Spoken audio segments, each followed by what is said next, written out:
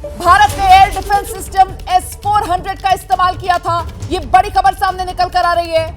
S-400 इस्तेमाल करके भारत ने सभी हमलों को नाकाम किया था। तो पाकिस्तान की तरफ से जो नापाक कोशिश की जा रही थी उसको जड़ में ही कुचलने के लिए भारत की तरफ से S-400 डिफेंस सिस्टम हाल ही में तो रशिया से हमने लिए हैं, वो इन प्लेस थे और उसका हमने इस्तेमाल किया और पाकिस्तान के मंसूबों को जड़ में ही हमने कुचल दिया। अब मैं चलती हूं जगविंदर पटियाल के पास। जगविंदर, इसी का ये असर है क्योंकि बीती रात पाकिस्तान को ये जोरदार धक्का भारत ने पहुंचाया है जोर से। देखिए, पाकिस्तान कोशिश क्या कर रहा है। पाकिस्तान इस जंग को आगे धकेलने की कोशिश कर रहा है, लेकिन 20 साल पुराने अंदाज में, 30 साल पुराने अंदाज में, जिस हिसाब से वो ग्राउंड ट्रूप्स की मदद से, ड्रोन के हिसाब से, मिसाइल के हिसाब से भारत के उन सब मिलिट्री इंस्टॉलेशंस पर अटैक करना चाहता है, उसको ये नहीं पता है कि इंडियन मिलिट्री टेक्नोलॉजी के हिसाब से बहुत आगे निकल गई है। आईएसआई आज भी ह्यूमन इंटेलिजेंस में यकीन रखती है, लेकिन इंडियन इंटेलिजेंस जो है वो इलेक्ट्रॉनिक सर्विलेंस पर यकीन रखती है।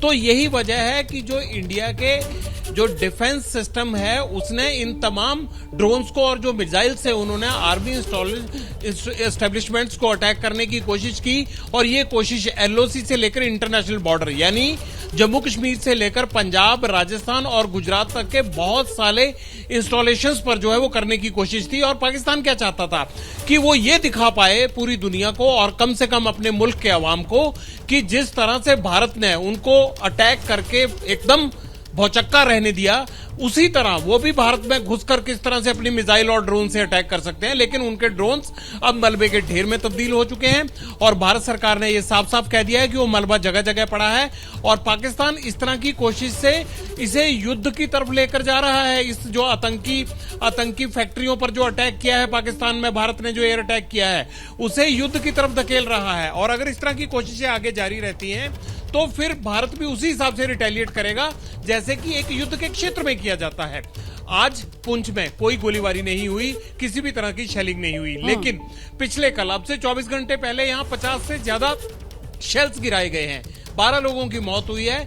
और आज मैं इतने सारे घरों में गया, इतने सारे इलाकों में गया, वहां जगह जगह छतों पर, कहीं गुरुद्वारा पर, कहीं मस्जिद पर, कहीं मंदिर पर, किसी प्राइवेट आदमी के घर में कोई आदमी सो रहा था, उसकी छत पर जो है वो इन्होंने मोटार से शेल दागे और या फिर आर्टिलरी फायर उस पर किया और वहां पर लोगों की जो है वो मौत हो गई।